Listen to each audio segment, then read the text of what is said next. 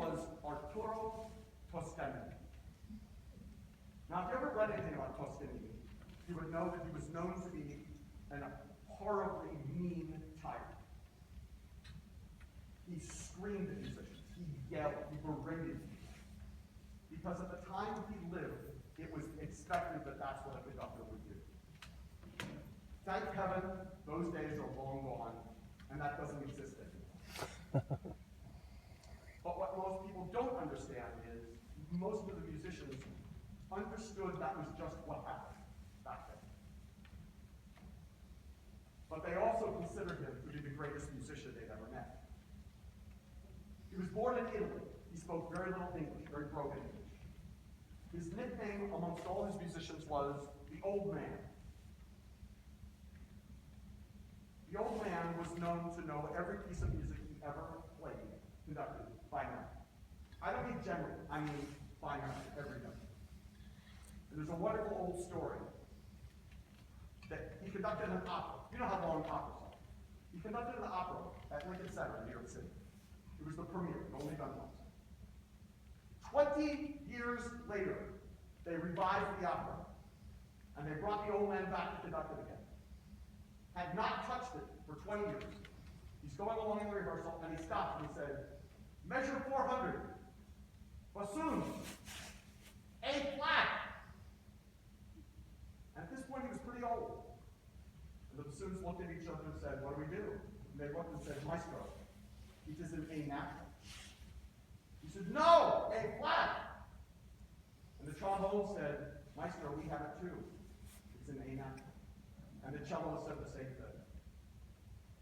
And the whole orchestra at that once said, "The Old Man finally lost it. This is gone." He finally was heard to make a mistake for the first time in his career. And he just shook his head. They kept rehearsing, they took a break. The librarian of the Opera House went down into the basement where they stored the music and found the original onion skin manuscript. Onion skin was this flimsy paper, it's kind of like tissue paper they wrote on. They found the original onion skin manuscript from 20 years later, 20 years earlier. And guess what?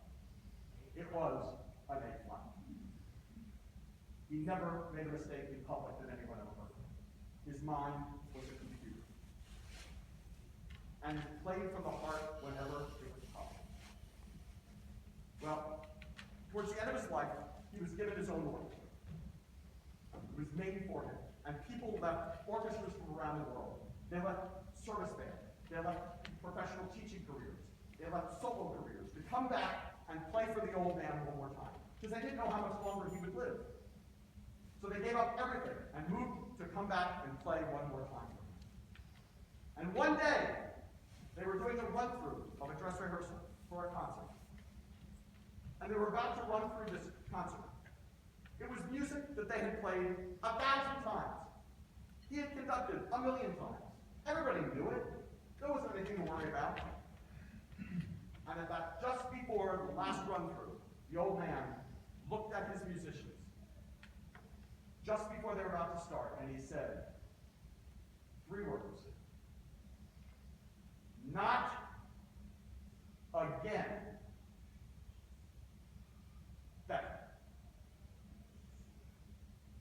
And everyone knew there at that moment that his expectation was that they weren't just going to play it again.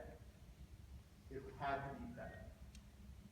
And the moral was that every time you play something, whether it's at home, here, or anywhere you want, we all know that we rehearse as we need to get better. But when you get to a place like this where you're so tired, you have to still think you've got to get better. What made that so incredible was they were the last 3 words he spoke on earth. He died 2 weeks later. I once had the honor of meeting one of the musicians in that orchestra, who was quite old at the time. I said, "What do you think about the fact that they were the 3 last words you ever heard from the Old Man?"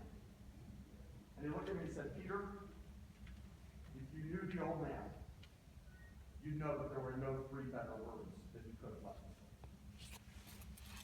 Because he wasn't just telling us to do that for that day. He was sending us a message for the rest of our lives.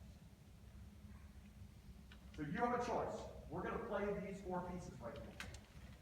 Your choice is, do you get through it sounding tired? Do you get through it, bang through the notes, play the rhythms, just get through, survive? Or do you somehow honor the words that that man left us? Not again. Back. He's talking about Toscanini.